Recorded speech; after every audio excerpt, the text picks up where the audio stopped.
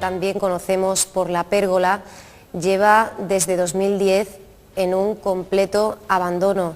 Para poner remedio a este mal que tenemos en esta ciudad de estar sobrecargados de auténticas maravillas arquitectónicas a las que no se le está dando ningún uso, tenemos con nosotros a dos personas que son miembros de Colaborativa y que han llevado a cabo en los últimos años un proyecto interesantísimo llamado Espacio Creativo Independiente. Damos la bienvenida, muy buenas tardes, a Curro Crespo y Javier Burón, como decía, miembros de Colaborativa. Nos falta un tercer miembro, ¿verdad? Sí, Magdalena Sánchez. Magdalena Sánchez, desde aquí, pues bueno, como si ella estuviera también con nosotros, le mandamos un saludo. Queríamos conocer a fondo en qué consiste este maravilloso proyecto de revalorización de la... Estamos revalorizando La Pérgola, pero no solo La Pérgola, ¿no? Digamos que queremos cambiar el chip, cambiar la mentalidad para que Córdoba sea una ciudad con tejido verdaderamente industrial basado en la cultura, ¿no? Exactamente. El proyecto, como bien dices, tiene como objetivo en este caso La Pérgola, pero realmente habla de la recuperación de espacios abandonados. Nosotros cuando llegamos a Córdoba detectamos que había muchos espacios públicos que están abandonados o tienen usos programados, pero por la situación económica actual, pues la rehabilitación, y no solo la rehabilitación, sino pues contratar a gente, ponerlo en carga con usos tradicionales, ¿no?, muy necesarios, como centros de día, centros cívicos, son realmente difíciles, ¿no? Entonces nosotros hicimos una investigación, muchas referencias en internacionales, en Europa, y vimos que había usos que permitían poner en carga estos edificios, activarlos sin la necesidad de esa financiación tan grande necesaria para los usos tradicionales, ¿no? Entonces pusimos en marcha este proyecto que se basa en crear espacios de trabajo para la industria creativo-cultural, una programación cultural asociada, de manera que no solo se benefician del espacio los trabajadores, la gente que va a trabajar allí diariamente, sino todo el mundo puede acceder al espacio, sería un espacio abierto, y también labores formativas, ¿no?, que creemos que es muy importante que no solo se haga actividad cultural, sino que la gente pueda aprender de unos de otros y generar tejido, como dice, cultural, ¿no?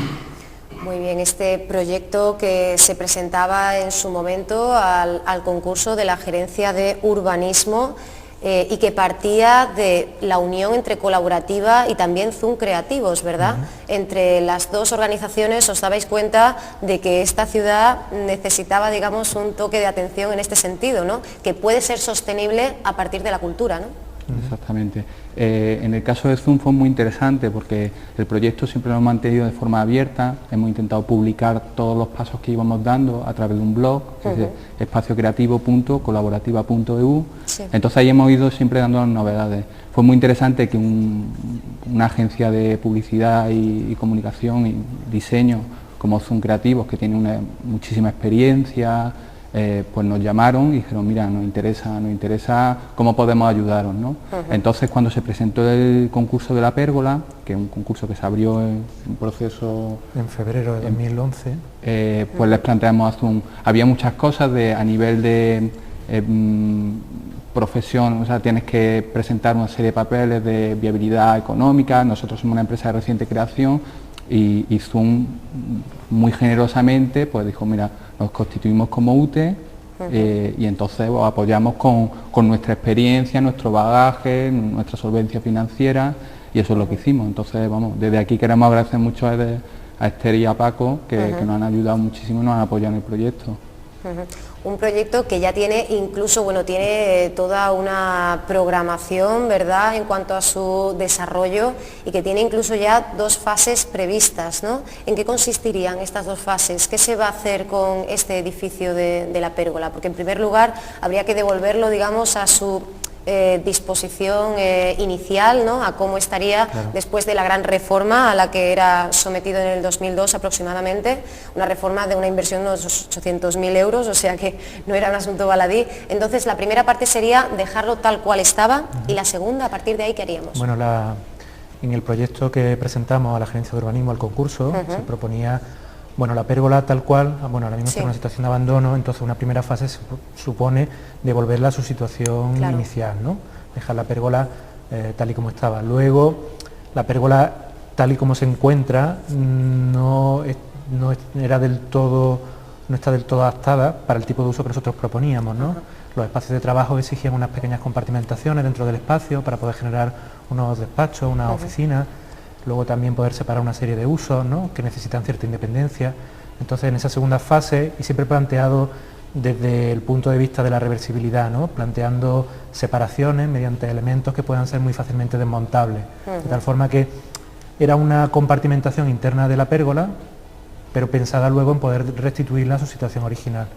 En este caso, pues nuestra preocupación era poder utilizar la pérgola y darle un uso sin afectar en la medida de lo posible a la situación del edificio, ¿no? Es importante añadir también que en el proyecto hicimos un estudio financiero, nos ayudaron pues, analistas financieros, y nosotros proponíamos la sostenibilidad total del proyecto. Entonces, la pérgola, obviamente, por el uso de la pérgola se paga un canon al ayuntamiento, eso está totalmente contemplado, y todos los gastos de recuperación de la pérgola estaban incluidos en el estudio. Entonces nosotros demostrábamos con cifras que podíamos entrar en la pérgola, pagar el canon que pedía el ayuntamiento, y con lo que se generaba por el alquiler de los espacios, no solo arreglar la pérgola y dejarla preparada, sino generar una actividad cultural, que al principio sería más pequeña porque tenemos que hacer la inversión inicial, pero poco a poco podríamos tener más financiación para generar esa actividad cultural.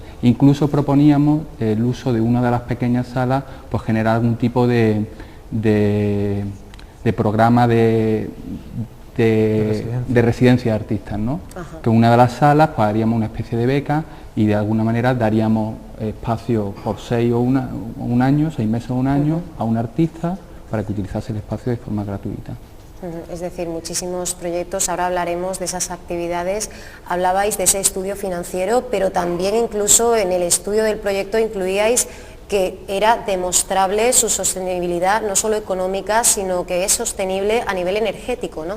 Exactamente. Otra cosa importante, y ahora estamos viendo el precio de la energía cada vez más alto, entonces en el estudio económico una parte fundamental es hacer un análisis energético. Trabajamos con, hicimos un análisis energético, Curro y yo somos arquitectos, tenemos ciertos conocimientos técnicos sobre el tema, y era un estudio energético básico, ¿no?, para asegurar que se podía hacer una serie de modificaciones y mejoras en la pérgola para que el gasto energético diario fuera mucho más bajo. Y además en la posterior contactos que tuvimos como empresa, contactamos con la empresa IOR, que es una empresa que se dedica a la optimización energética, y ellos pues estaban muy interesados en participar.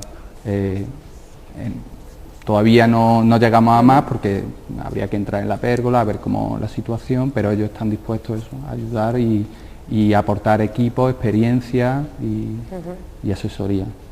Bueno, vemos que sí hay algunos puntos que podrían confluir con lo que fue la pérgola en otro tiempo, ¿no? Entre el 2002-2005 aproximadamente, pues fue un espacio no solo de ocio nocturno, no solo un bar de copas, sino que también dio cabida a actividades culturales, exposiciones. ¿Qué vais a mantener de ese espíritu y qué le vais a aportar? Porque veo que vais a dar un pasito más, ¿no? Claro, la idea fue, ¿te puedo explicar? Bueno, la idea... La pérgola como edificio en Córdoba, yo creo que de una forma compartida por todo el mundo, está como predeterminado hacia la cultura, ¿no? Un edificio que todo el mundo lo asocia a un uso cultural. Cuando se rehabilitó la pérgola, su primera intención fue esa, aunque luego al final acabó siendo más pesó la parte de cafetería y sobre todo de bar nocturno, ¿no? En nuestro caso, la propuesta del espacio creativo devuelve ese uso cultural a la pérgola, es decir, allí va a haber programación cultural, pero una programación cultural que ya no solo es una oferta de programación cultural, sino que también tiene que ver con un apoyo a través de ofrecimiento de espacios de trabajo a gente que produce la cultura. En este caso son emprendedores o empresas de la iniciativa creativo-cultural, ¿no? Entonces, al final no solamente es un sitio de exposición, sino que también es un sitio de producción. Y de alguna forma la actividad cultural viene a ser como una prolongación del trabajo de la gente que está allí en la pérgola, ¿no? Entonces, creíamos que era el complemento ideal, primero por una cosa, por un programa que es novedoso en Córdoba, segundo por un tipo de apoyo a una iniciativa emprendedora también que está floreciente en Córdoba, ¿no?, que ha tenido un impulso muy fuerte a raíz de la capitalidad, y que ahora, quizás con la fin, después de la mala noticia de no ser capital cultural, está ahí a la espera de encontrar una buena noticia en relación al apoyo de su iniciativa. Y bueno, y en definitiva sí, se trata de un complemento y de una... La clave que estábamos planteando, y está en muchos de los estudios que hemos hecho, ya te comentábamos que aparte de, por ejemplo, fuimos a Toronto a visitar muchos de estos espacios, hablamos con mucha gente, hemos contactado con iniciativas a nivel nacional e internacional, con expertos en regeneración económica, y una de las claves es en este tipo de proyectos la diversidad es fundamental, ¿no? y que el proyecto tenga usos que permitan que siempre haya actividad en el interior.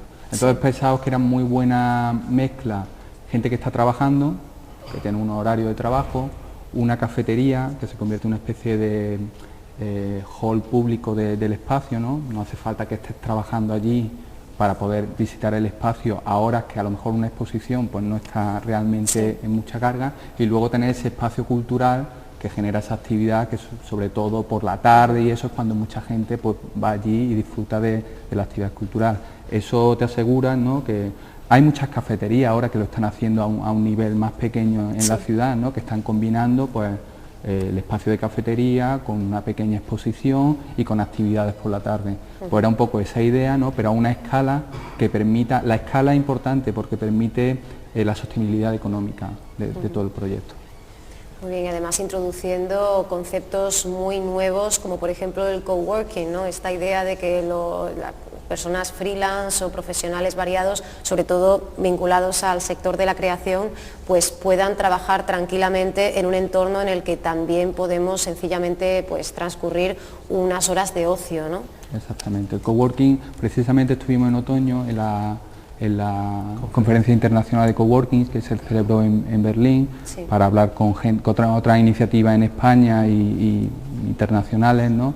Y el coworking tiene esa idea, que bueno, que realmente es una idea ya que ahora se le ha puesto un nombre, coworking, pero que lleva desarrollándose mucho tiempo, que es compartir recursos para abaratar costes y para generar algo más, ¿no?, para generar una comunidad y una inercia que permita pues la generación de proyectos, que la gente se conozca, el networking que se llama, se utiliza ahora, ¿no? Entonces, sí, claro, para eso es fundamental la escala, como decía antes, porque si al final está en una oficina con 6 o 7 personas, normalmente amigos, pues no llega a generar la inercia que a lo mejor 50 personas, que era lo que nosotros teníamos en la cabeza que podíamos alojar en la pérgola de forma continua, pues se podía generar. Y además también dar el rango de precios, ¿no?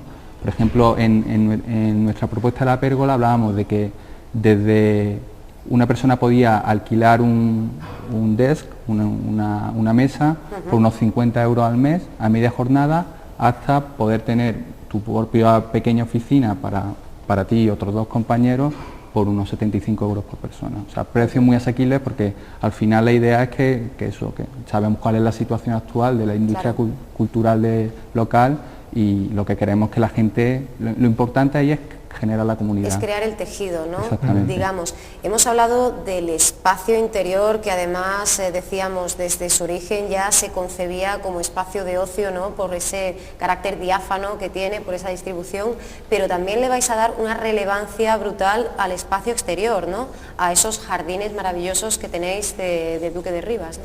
Sí, bueno, la pérgola tiene una característica muy interesante, y es la visibilidad. Por un lado, la visibilidad hacia la avenida por donde transcurren los coches, ¿no?, República Argentina, lo cual hace que ese edificio esté muy presente en la memoria de todos los cordobeses. Por otro lado, hacia la parte del jardín.